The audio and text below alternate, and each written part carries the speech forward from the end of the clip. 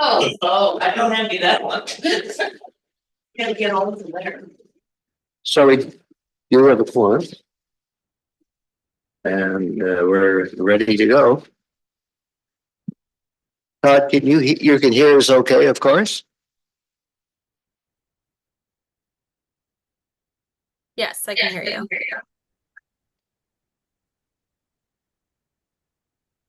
Who was that? Oh, sorry. So that's our delegation. All right. So Todd, can you hear us? No, not.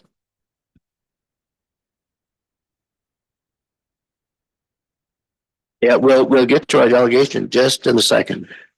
So it looks like the delegation is all set to go. And,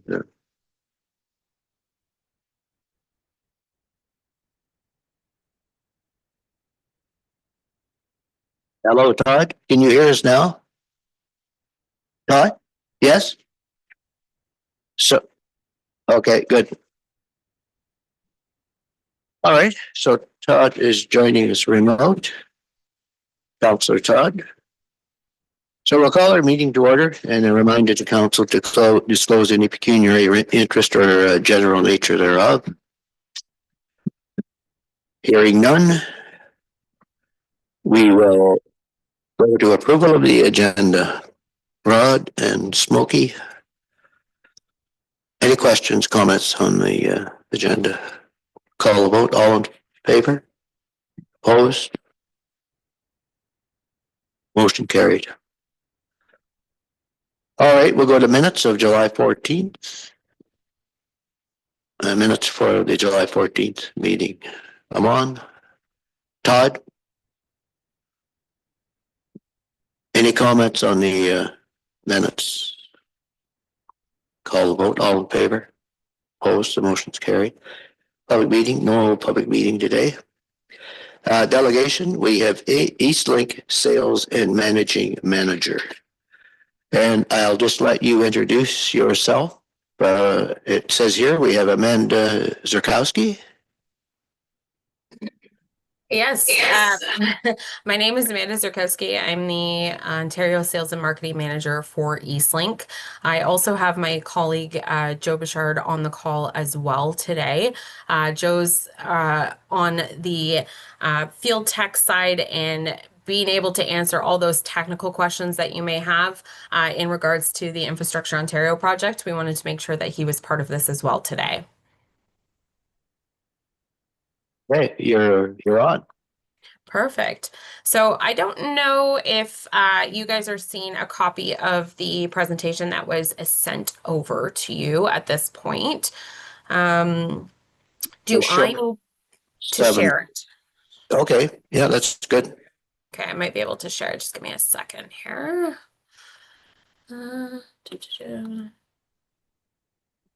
Sorry to interrupt, Amanda. It's okay. We have your presentation up. Just cue us for next slide. Perfect. Okay. So basically, we wanted to give you just an overview of where the project stood right now in regards to the Infrastructure Ontario project, also known as the Accelerated High-Speed Internet Project, so ASIP. So we're just going to do a quick little agenda in regards to what we've got kind of planned. So that's on that second slide. So just looking at where we're building to right now, and then understanding the build, the steps in the process, and then what's next. So as we kind of look ahead to the summer, the late summer at this point, fall, and then into spring of 2026. So the next slide, please. So you'll see the Eastlink contribution, and this is essentially where we are building. So as part of the project within the scope of the Infrastructure Ontario project with the government, Eastlink was awarded multiple builds within the scope of this whole project throughout the province. So we currently have builds in Sudbury, Bruce Peninsula, Huron, and in Lambton. So as far as Bruce is concerned right now, we'll go to kind of that next slide, and I'm going to turn this over to Joe to talk a little bit about the build process and where things are standing right now and how this project really does get built for residents within your municipality. So Joe, you're up. So yeah, as of right now, we've been pretty hard at work. We use a contractor called Ledcor. You may have saw them around kind of on the peninsula quite a bit. Right now they're working predominantly on backbone construction, basically getting some pipe in the ground and some cable. Um, and yeah, so that's kind of been going for the last how long we've been at this for now, but yeah, they're still hard at work. We're looking at doing some door knocking come kind of late summer, maybe early fall to get people's basically signed up to get they want the fiber to the house. And then we'll continue working on that. Yeah, and to talk a little bit more about that process too, is that that initial knock that we do at the door is in order to be obtain consent from the homeowners to be able to access their property. So what we're also telling people at the door is that even if they don't necessarily feel like they need access to high-speed internet within their home, whether they're just not something that they're looking to have, what we're recommending is that they get the drops done and completed to their home. That does not mean that they need to sign up for services. It just means that their home is now fiber ready. So in the event at some point that they do wish to have service, that the service is already at that home. Great for resale value as well for homes within the area that don't currently have access to fiber. So that kind of is the scope of that project at this point. We are still a ways away from turning the system on within the Bruce Peninsula, but we are doing the steps that are necessary to get us to that point. So that initial consent and that initial knock is all part of that process.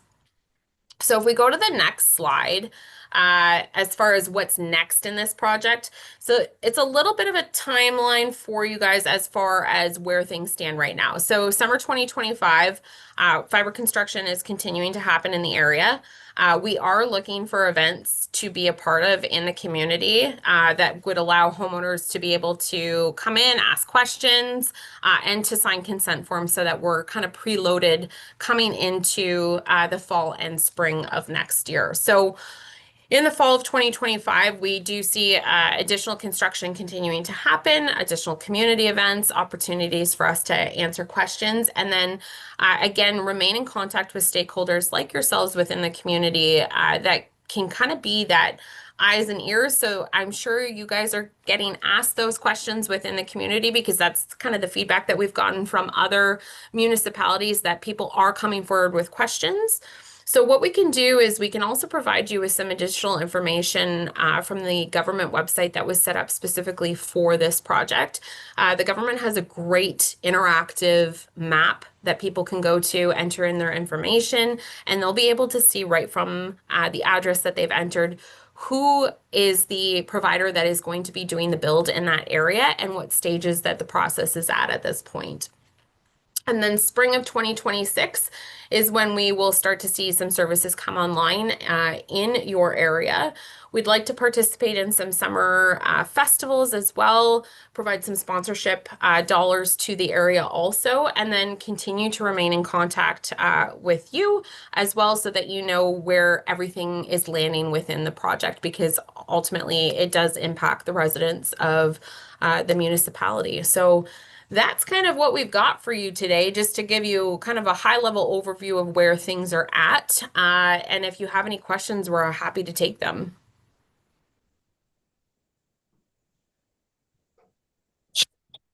Thank you, Amanda and Joe. Just a question, I guess, with regards to what percentage of people on the Bruce Peninsula would be connected at the end of this process? Joe, do you want to take that one? Yeah, we do have most of the peninsula in our contract. There is some other contracts kind of neighboring beside us that another provider does. But up on the screen, like a couple slides back, you do see that kind of picture of the peninsula and all those gray dots. Yeah. Those are all of our in-contract premises. So that's all the premises that we have committed to bringing fiber to home services to. So from an Eastlink perspective, I believe we're in the neighborhood of about 7,800 homes that are part of this project for Eastlink. Of that 7,800, there is a large majority that do fall up to the Bruce Peninsula as well. So right now, we've been working in the Lambton area, and we're working on getting people online in that area. A larger area as well that we're focusing on, but I think the bulk of this project really does fall to kind of that Bruce Peninsula area. So it's hard because the gray dots, there's so many of them there that it's hard to really understand the full number that are associated with them. But there is a very large number of that overall 7,800 that are part of this project for Eastlink that do fall to the Bruce Peninsula. Yeah, okay. So just another question, I guess, too, regarding buried cable and then overhead cable. That process, is it possible to go overhead most times, or is it not? Right now we're kind of focused a lot on underground. It's largely due to the kind of the as-built progress with Hydro One getting on attached to their poles. It's kind of quicker to go underground at this point. So we do have some drills on plow. We even have a rock wheel up there, looking on some of the side roads, trying to. It is tough going through the rock, but it's not impossible. So we are making do. It's mostly underground at the moment. Yeah, well, that's what I asked the question, because there is a bit of rock around here. So it would seem like overhead would be kind of the way to go, but I guess it's not that simple to get. I think a lot of it comes down, and Joe, you can correct me if I'm wrong on this, but a lot of it comes down to permitting issues with Hydro One. So in order to be able to put any type of cabling on the Hydro One poles, we need to have the permits for those. And in some cases, depending on the area, sometimes Hydro One can't seem to find some of the paperwork that is associated with those poles. So we do have the challenge of that kind of coming to play. And I know that there are some areas that aerial just is the way that we have to go in some cases. But to Joe's point, I think wherever we can do underground, that is the kind of strategy that we take because it is quicker. And although not easier in many cases when we have to drill and there's rock associated with that, at least the process keeps moving. Okay. Yeah. Going overhead, even lashing to our own telephone cable. Nowadays it requires a engineered stamp from like an engineer. And sometimes when we submit that, it comes back to we have to replace, 40 poles, which then then at that point, the cost to go underground becomes actually less than going overhead. Yeah, I get it. Yeah. Any further questions, Rod? Yeah, just I guess Eastlink has all the landlines on the peninsula here. Mm-hmm. Ideally, you should be able to give fiber to everybody with a landline, but I don't think that's going to work. So do you have a percentage in your head in terms of the number of people that will get, like Eastlink customers now will get fiber? I don't have a percentage off the top of my head. I know that there's going to be a good number of them. It's essentially how the contract boundaries work with us and other ISPs. Sometimes we won't get them, but a neighboring ISP will get them. Obviously, long term, we're going to want to decommission a lot of that old copper. So we are going to be looking to expand past those boundaries. But on this particular project, it's kind of what's in our contract versus what's in other people's contracts. And we try not to step on each other's toes because it becomes government funding more than one company to feed each house. So. And just another question. So there are other companies doing the same thing that you are on the peninsula? Yeah, I believe there's some small builds being covered by GBTEL and Explore as well. I think we have the largest one on the peninsula. Yeah. Amon? Yeah, just a question about the work that needs to be done on homeowners' properties. If they miss out the first time that you reach out to them, can they still have that opportunity like later, or is this like a time limited thing? Like everyone needs to know about this and decide. So the way that we're operating right now with Ledcor, so Ledcor is the company that we have coming to do our consents. So Charlotte has been the kind of the go-to person that is accessing homes in order to be able to get that consent from the homeowner. She goes a minimum of 3 times to go and see the homeowner to see whether or not we can get the consent. We're seeing uptake of between 80 to 90% in most municipalities that we're doing consents in. So the turnaround is very high, and some of that gap in those consents is that the way that this project is structured is that the government identified the 911 numbers as these are the ones that are deemed underserved. And when we go to that location and actually go knock, in some cases, it's an empty field, it's a barn, there's no house.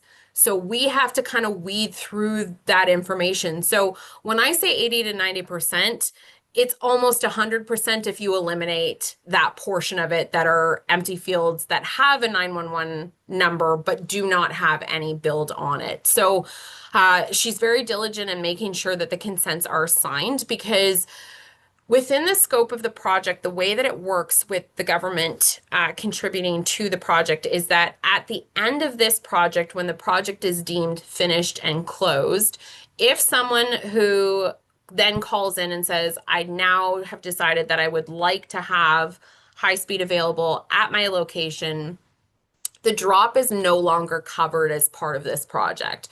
So there is a world that exists that they may have to pay for that drop beyond this project. So that's why we try and front load as much information as possible. And that's why we're telling homeowners, even if you don't want the services, that doesn't mean that you have to commit to Eastlink. That's not what's being said, is that you will now have access to that, and future homeowners will have access to services should they want them in the future. And then that way that drop is covered and no one has to pay for it out of pocket. Thank you. And then just one quick question on that. When does this process end? Like when are you done like collecting consents, or when's like the deadline or whatever? So one of the things with this project and I think that not the challenge, but the uniqueness of Bruce Peninsula is that we know that this is an area that sees an influx of residents during the summer months. So we do know that there's some seasonality with this as well. So we want to make sure that as we're coming online in spring of 2026, that we are starting to obtain consents now so that we are hitting those residents when they are actually at their dwellings, not in the dead of winter when they aren't coming up and aren't in that area. So the process is going to start probably a little sooner as far as consents are concerned than we typically would, because the way that we've done this in other areas is that we'll do the consents about a month and a half out of being essentially greenlit that we can light up that system in that area. So then that gives us the time to get the consents, get the drops run, and then get the sales side completed so that we can have installs set for these residents.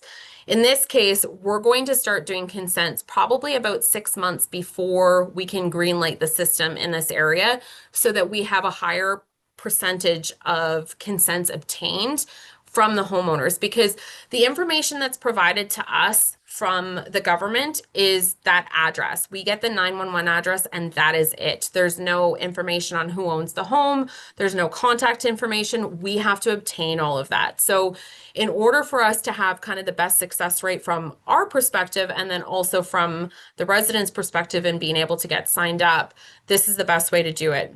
The other thing that we also have set up is we do have a website with a link that's dedicated to, so there's a page on our website that's dedicated to this project, which we can share with you as well. And that can be shared within the municipality, where they can actually go and fill out a form that collects that information for us, and we can contact them directly from that form as well. So we want to make sure that we're getting as many as that we can online. At least if they're getting the drop, then that's step one. And then the sales side comes, you know, after that from a company perspective. But we want to ensure that we're getting as many people hooked up as we can. Right. Excellent, thank you. You're welcome. Okay, any further questions? All right, it looks like there are no further questions. Just on the map that shows all those gray dots. So each dot is just representing an area, or what is it representing? Each dot actually represents an in-contract address. So that is an address that needs to at least be knocked. The onus is on us in order to obtain the consent to be able to do the drop to that home. But those are, each one signifies each individual address. So it's, like I said, it's very hard to see from that map in particular. And we can get you some more particulars as well in regards to your municipality that I'm sure that we would be able to share with you in regards to numbers. And I can share with you that forms page as well. And then I can also share that Government of Ontario website that they've created that can be shared within the municipality as well. All right. Any further questions? Looks like we have no further questions. And I want to thank you, Amanda and Joe, for the update. Yeah, very informative. Thank you very much for your time. Yeah, we appreciate it. Okay, and we will be in touch, and we'll get some additional information over to you guys. Thank you. Thanks. Have a great day. You as well. Take care. Bye. All right.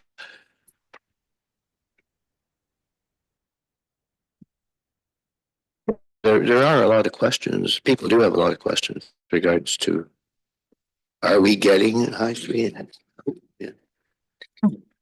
Yeah, it's kind of, I'm sorry, I had a call at home from someone, Pecuniary. Yeah. And I assumed it was Eastlink and said, call the office. Because I mean, there's the signs that say Eastlink is in this process. Yeah. But it ended up, it was not Eastlink. Can't remember exactly the company, but there are other. They saw them working away and wanted to ensure that their home was hooked up. So anyway. Yeah. All right, we will go to agenda items. Item A, trailer agreement. Mover and seconder for that. Smokey and Rod. And this is on Fowlie Road. Any questions? Call the vote. All in favor? Opposed? The motion's carried. Excuse me. Item B is the Line Fences Act, Clerk to report, Line Fences Act update. And there's a request here that to provide for a non-application of the Line Fences Act. So, yeah, mover and seconder to bring it forward. Rod and I'm on. So I guess I have a question on the Line Fences Act. So presently, do we have a bylaw or what do we have some? I'll just before you answer, we were at AMO or Good Roads or somewhere, and we made this presentation with regards to the Line Fences Act. So, and sort of the cumbersome process that it was, and we never really heard back. I don't think from them, did we, with regards to anything we asked for? No, so the direction from the minister was that the municipality was able to opt out of the regulations when it comes to having any line fences, committee or a judge. So Which is not really what we were asking for. No, we We were were asking for some changes to the act. correct. We were. Yeah. So the Line Fences Act now as I understand it, and I could be wrong. So I thought the way you can set up the Line Fences Act however you want, sort of. So we say that like it's a 50-50 deal on boundary fences. Is what I understand, that we say that we can, that we dictate that the municipality does. If I may, Mr. Mayor, so we have to follow the protocol as outlined in the Line Fences Act. Yeah. And the municipality can appoint a fence viewer who Yes. makes the determination regarding whether it's 50-50. They determine what that cost split is. But we do have to follow the process to a T as outlined in the Line Fences Act, which, to your point, can be quite complex and confusing, and it is quite dated as well. Yeah, it is. So if we opt out, what does that mean for property owners that are in dispute? They have to go to court. It says here that it's settled in court. So does that mean that the 50-50 still applies, or does that mean that, I don't know what recent court cases have been with regards to the Line Fences Act. So I'm not sure whether it states that, you know, you're the person that requires the fence, so you build a fence. Because I don't need a fence. I'm a cash cropper, so I don't need a fence. So I don't know what court cases say in that respect. Yeah, and that's a good point. I'm not super familiar with the case law with regards to line fences. I would assume that a judge would be making that decision. And I don't know exactly what they would use. They would probably use other case law. They would use each side would be able to plead their case. So they would be looking at both sides and they would make that decision sort of through the court system. So I think that system would be sort of separate from what exists within the Line Fences Act. Yeah. Come on. And we don't have our own like fence regulation bylaw, do we, or bylaws around like fences? Because like if we're opting out and like if it does go to court, like wouldn't they be making decisions based on like bylaws we have in place around fences, or even if two neighbors are disputing, if they were to try to figure out who's in the right or wrong, should we have like some bylaws that people can fence, or because if not, then we're kind of leaving it pretty open. If I may, Mr. Mayor, Yes. so I would say the zoning bylaw is probably the closest regulation that we have. We can do our own, separate fence bylaw if we'd like, and if that's what council would like. We're just with the Line Fences Act, this only comes into play when two parties are at disagreement with one another. So between the two parties, they can't agree on whether it's construction of the fence, cost of the fence. So a lot of neighbors, they kind of come to that agreement on their own and they split the cost or whoever they wish to do it privately. The line fences comes in when two parties disagree about something. And it doesn't necessarily govern, it doesn't match our zoning bylaw in terms of what all that, because the fence viewer makes that determination and the fence viewer is that third party. So the municipality is able to appoint that fence viewer, but they have to act neutral. And we're involved in sort of the enforcement piece of that. So if the fence viewer gives an award and one party doesn't pay, then we step in and we can actually place that award on the non-payers' taxes. So in the Line Fences Act has us get involved in mainly the enforcement piece. This doesn't necessarily have to do with, our regulations with what we want to see with fences within the municipality. Oh, that makes sense. Thank you. Yes, Smokey. Yeah, I think this goes back to there have been some acrimonious, not a lot, but some acrimonious situations where the parties did not agree, to put it mildly. And I think anything where the municipality ends up being the decision maker, and I mean, okay, so you appoint a fence viewer, like I don't know who wants that job, but And then, but it still comes back to the municipality being the decision maker. It puts a lot of strain and stress on whoever is in charge of that. And in this day and age, just first glance at this, maybe it is better to leave it up to the courts. Because as far as anybody, there'll always be that, we hear that all the time, that, oh, municipality knows this one or that one, or this one's doing that, or the person that ends up on, you know, the off side of this is not going to think that there wasn't some sort of non-partisanship. So maybe, you know, the courts are the way to go with this. It would certainly be more of an incentive for them to work it out financially amongst the two of them. And if that's not possible, it's like any other disagreement. That's kind of how I think about it, but I'm not 100% like, this is obviously more an older bylaw or rule or legislation that dealt with a lot of rural areas.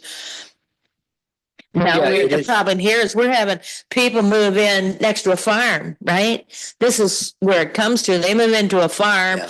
They don't, you know, they don't want those cows and all that, and they're tramping the tulips or whatever they planted.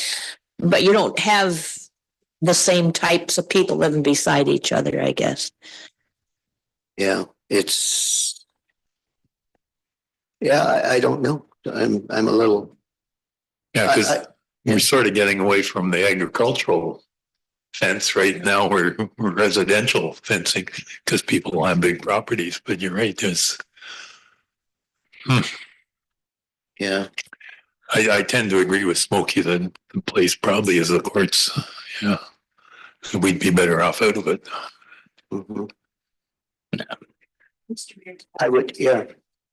What's that? Oh, Todd, sorry.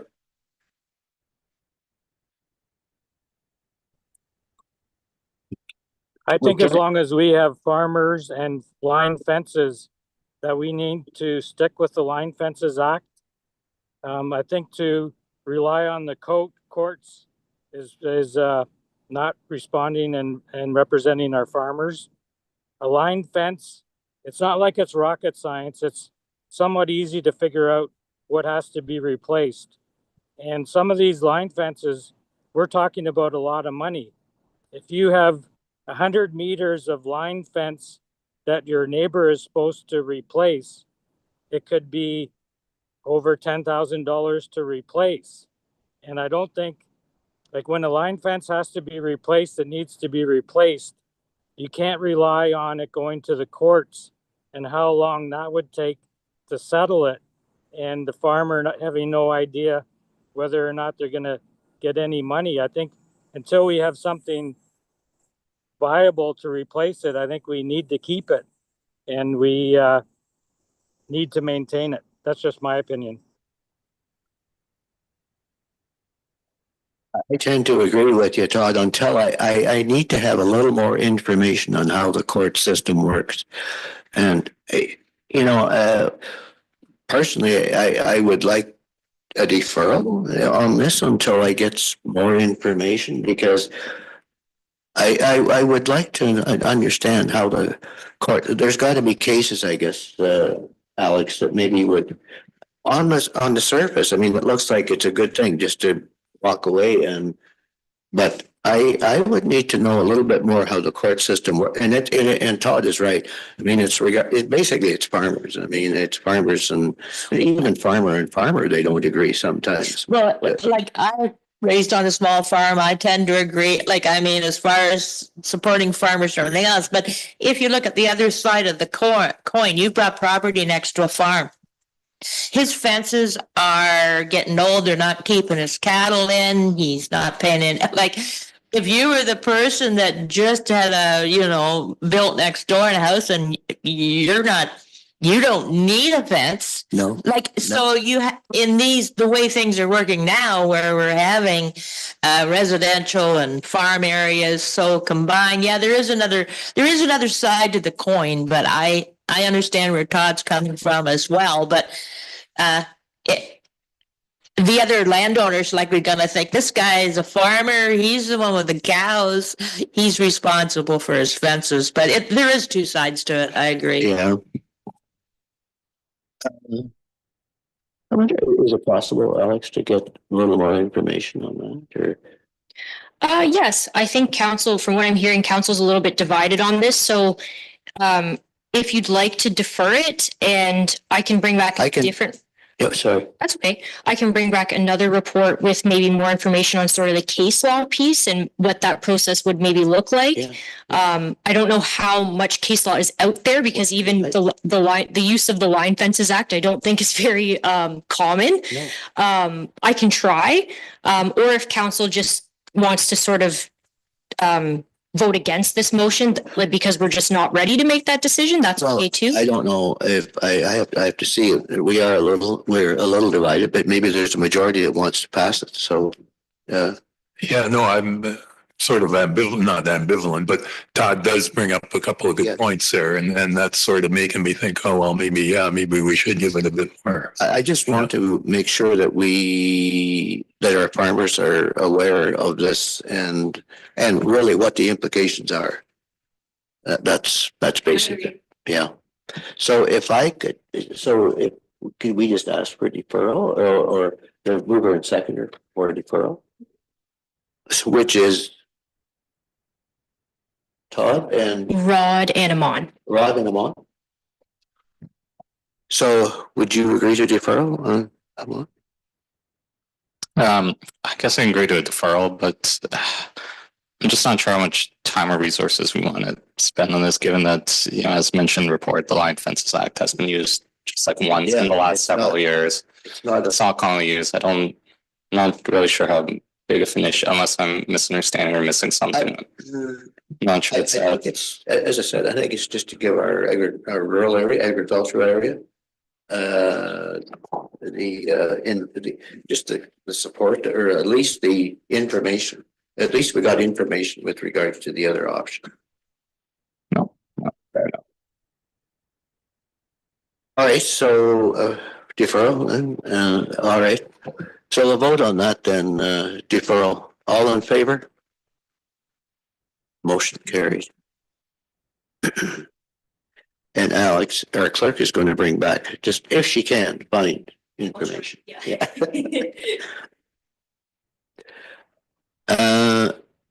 Chief Administrative Officer, MOU between the Central Peninsula Drifters, Snowdrifters. And this is an understanding, a memorandum of understanding with the club. We're going to second to bring it forward. Smokey. Todd? Any questions? So this is basically just kind of the off-season stuff. Like, I don't see, like, we're kind of taken care of for the winter, but it was the off-season activities that we were really trying to cover.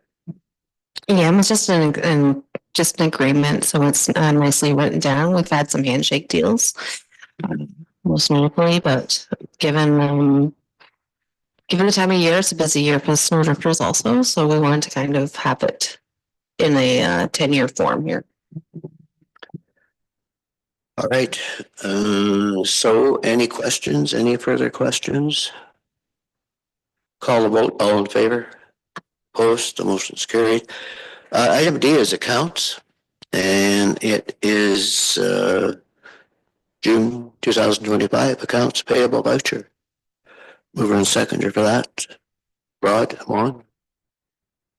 Any questions on accounts? Questions on accounts? And as we know, we always have the opportunity to email staff and get, if there's information we require on accounts, we can email our treasurer, and that information can be provided. Call the vote. All in favor? Opposed? The motion's carried. Other business. Anyone have other business? If not, we will go to correspondence, and we'll just go down the list here, and there's a few of them. This is from Doug Sweeger, and it is a reduced speed on the unpaved portion of Cameron Lake Road. I don't think it's unreasonable. I think it's a good idea, actually, to lower it to 40. I know the end of Simpson and it's paved. Where it gets all windy and whatever, it's 40. So to me, this section of Cameron Lake would be, you know, even more dangerous, if you want to use that word. So I think, well, we'll have to speak Yeah, to Troy, but I would support that we ask staff to take a look at that, because I do think it's a good idea. We'll just direct that to our Public Works. And Graber's OPP Detachment Board to reinstate the provincial funding. I thought did we deal with that last meeting? Or Todd gave an explanation of that, I believe. Todd, do you have any comment on that? We definitely need to support this. Okay, all right. Moved by Todd. Second by Yvonne. Any questions? Call the vote. All in favor? Opposed? The motion is carried. Next is Graber's OPP Detachment Board again, and it is appeal to the Ministry of the Solicitor General for review and reform of the provincial offences system. Todd, do you have any information on this one? Yeah, there was a number of offenses that were withdrawn for various reasons, so we definitely need to support this one as well. Okay. And why are they withdrawn, Todd? Did you find out? Well, some of it they said was staffing issues. Okay. There was a number of offenses that shouldn't have been withdrawn as well. Okay. Let's support this then. Moved by Todd, second by Smokey. Any questions on that one? Call the vote. All in favor? Opposed? The motion's carried. This is Jill Martin, and she is asking for some crosswalks in Lions Head. So we could turn this to our Public Works department and let them have a look at it. Yeah. Also, apropos to this, we've been, and I think Troy is aware of this as well, about line painting and whatnot in Tobermory, because it's still just like a free-for-all down there on the corner's been fixed, but I have certainly been, it's been mentioned to me by the Chamber of Commerce on several emails that something needs to happen there as well to direct traffic. And and I know there's more to this than meets the eye, but at the very least, something that just directs people around that corner. So I think Troy's aware of the issue, so I'd also, if we were going to speak to this, that this also be part of that conversation. All right. So that's directed to our Public Works, item D. And E is John Hudson and Kendra Platt. And this is short-term accommodation rental concerns, and this is in Dyers Bay. And they've got some recommendations here for our short-term rental bylaw, and I guess we can look at this in our review of the bylaw. We do review the bylaw every fall, so we can include this in our review. And Nira Sharma, and this is repeated waste collection failures. And I don't know, this is one that seems to, I don't know, it would appear probably a short-term rental, this one, or, yeah, just from the reading of it. Apparently the neighbor gets picked up, but he doesn't, so. Yeah, that's I can see missing, but when I don't understand that I either. don't quite understand it either, but anyway, we can direct that to.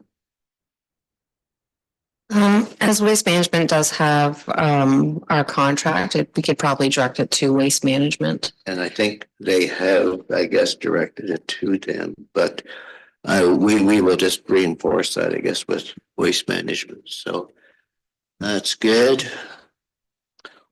And item G is Paulina and Curtis Lake, and this is this little cove exclusion zone, and they're of the opinion that we need to become involved a little bit on this. So just how does it read here?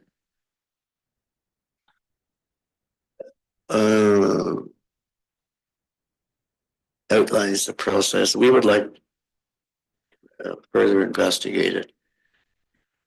So I thought they mentioned something here about we have to initiate the thing, I think. Yeah, submit a request and report to the transport can. Yeah. So we can, well, again, look into this, maybe Peggy, and just see if there is some responsibility we have. And maybe whose responsibility is it? Maybe Parks Canada, is it us, or who? Oh, this will be similar to Parks Canada, made the request to, Transport Canada to extend the zone in Big Tub Harbor. As far as, being involved in requesting, this would be something I think that we should take long and hard about. And, we can get more information, absolutely, but I would not want to initiate this without a lot of information on it. We've had one request, and I don't understand if they're, the implications of it right now. I should, certainly get more information, but yeah, I just understand. I'm wary of doing anything like this, and then who regulates it? I guess just understand the process a little more. Is one thing, we do have a lot of coves and nooks and crannies and they're in the same problem, maybe even worse, because they've got cottagers and think Dunks Bay comes to mind, or that sort of thing. So more info. Yeah. Just get a little more information on the process and see what. And next is the resolution from the town of Aylmer. And advocacy for increased income support thresholds for Canadian veterans. So on the surface, to me, this sounds like a good thing, but I don't really understand it that well. So yeah, I think. Well, yeah, I guess so. I don't know too. Yes. You're not getting enough money, Todd. What do you think of this one, Todd? I think we need to support this one as well. Well, take your guidance. Moved by Todd. I agree too. Second that. Moved by Todd, second by Amon. Call the vote. All in favor? Opposed? The motion's carried. And this is item I is a proclamation, the Ontario Coalition for Better Childcare, and this is the annual 25th annual Childcare Worker and Early Childhood Educator Appreciation Day. It's October the 21st, 2025. So, Peggy, what do we normally do in this case here? Do we proclaim it, I guess, as a... So we have proclaimed this before, and what we've done on October 21st is actually just done a lovely Facebook post, supporting our childcare workers and early childhood educators within the municipality. Yeah, we'll do the same again this year. And then item J is Mike Seal. And it's got some requests here.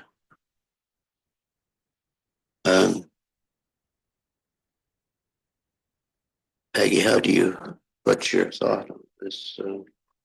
Can I? Yes. Well, I would just submit that our CAO has adequately answered the questions regarding lot 2 and 3 Big Tub Road, that can reasonably be answered in her correspondence of May. To reiterate, the only decision made to date is to proceed with zoning the property open space, which not only complies with our commitment to the seller, but would actually concur with the concerns in the correspondence in that it disallows development. Therefore, I move that we acknowledge the correspondence as information. Okay, just a comment from our CAO, if I could, just on this. I agree with Councillor Golden. We have answered this question. We do have a duty to rezone the property, open space. And at that point, we'll be following through the appropriate processes through the Planning Act to change the zoning. And there is that's. And there is notification regarding that process. Regarding any other process on engagement, council has been very firm that we are not going to be looking at any form of redevelopment in that area for this term. So there's really nothing to report back to this community group. And with regards to reporting to SON, we have nothing to report to SON really, because we're not doing anything. So I'm on. Or did you want to? Oh, Like, yeah, we've been clear, we're not doing anything this term, right? And we can't control what the next term does. yeah, I mean, yeah. There's no. All right, so we're. Any other comments? So Smokey, so just to clarify, with our CAO, so how do you want to proceed with this? I believe this what Councillor Golden stated is that we could essentially just receive this for information and send a thank you email back that it's been received and placed in our file. Yeah, just sort of the conversation that was had. So it's moved by Smokey. Well, there's going to be information, so it'll be with the rest of the crew here for information. So Alex, we do have a few of them for information. And do you have that? Yes, so items A to I were all for information.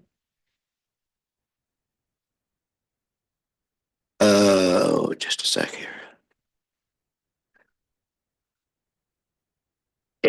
So we did do some motions, right? We did move some motions. Oh, yes, sorry, I apologize. Yes, there were, I believe, 3 support motions. Believe you. And I believe Lindsay captured those. So we'll send our letters out for those 3. And then we had the proclamation one as well.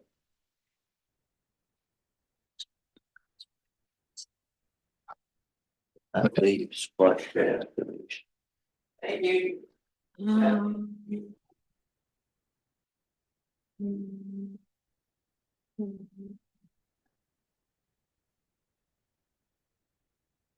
There would be. So items A, So B, B and C, and we had motions for them. yes, for B, C, and H, we had support motions. And then The rest, there were some of them directed to staff, so. yeah, I think D, we said direction. So the ones that were directed to staff, do we, Oh, and A, Hi, I guess, do we do them as in, through you, Mr. Mayor. So item A was directed to Public Works. yeah, Item D was directed to Public Works. So item E, we were accepting as information and would be included within the annual STA bylaw review. yes, Item F, were you wanting to accept that as information or direct to waste management? direction to waste management. And then item G was also directed to staff. So for information, it would only be items E and J. E and J.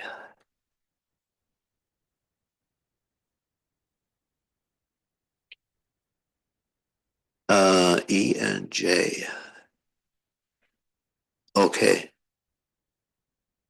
So the other ones that were directed to staff, do we do a motion for that, or is that just direction to staff? Is that information, or how would we to deal with that?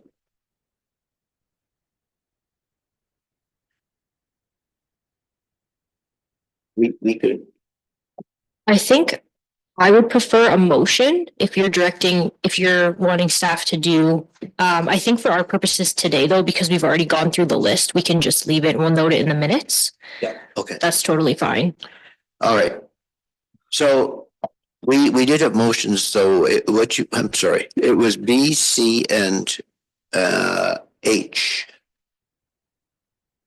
So we did provide motions. Yes, those were fine because it council the voted other- as well. The remaining is going to be information.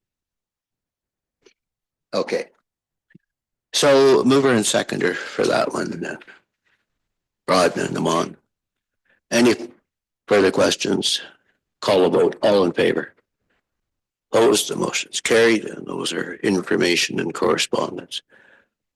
And bylaws, we have one bylaw. It's a confirmatory bylaw, confirm the proceedings for the council meeting of today. Mover and seconder for that, Smokey and Amon. Call the vote. All in favor? Motion carried. We go to closed session. The council move in a closed meeting. I better put my glasses on here. The council move in a closed meeting with the CAO and clerk in attendance pursuant to section 239(2) of the Municipal Act 2001 as amended for the following reasons. C, a proposed or pending acquisition or disposition of land by the municipality or local board, Heron Point property. E, litigation, potential litigation, including matters before administrative tribunals affecting the municipality or local board. OLT matter, Ontario Land Tribunal, that is. Item E, litigation, potential litigation, including matters before administrative tribunals affecting the municipality or local board. The municipality's agreement with Charger Quest, that's our EV charging. And item C is a pending or proposed or pending acquisition or disposition of land. And is by municipality or local board, and it's the arena property update. Mover and seconder put for that. Todd to win camera. Second by Rod. All in favor? Motion carried.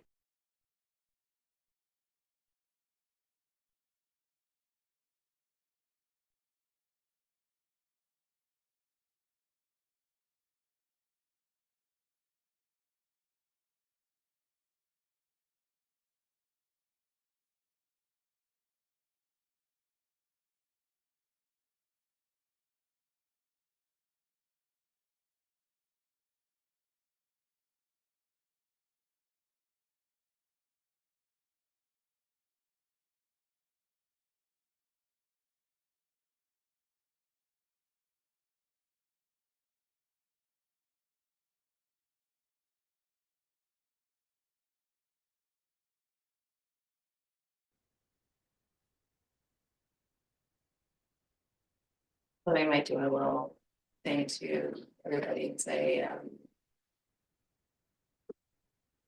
you know, that. What does two bag entail? Standard garbage bag. Well, what are we implementing back?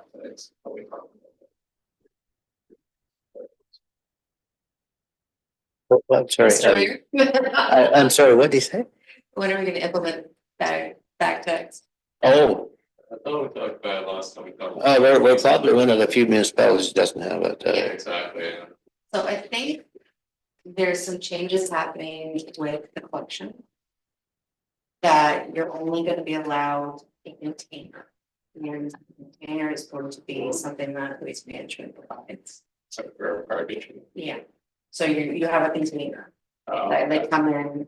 oh, and like dump it. in a big city. The wheel container. Oh, I see, so it won't bag. So what we're aiming at doing is, It says Lily. he's using the word county, having it on your taxes, so there's how much cost to rent it. Oh. And then if it's broken, then we can come replace it.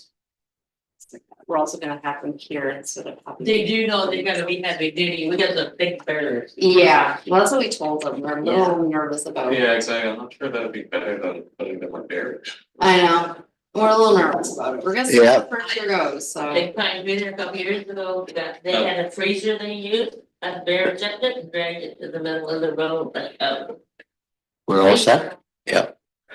All right, yeah, that was the end of the fridge. Okay, Todd, you're there?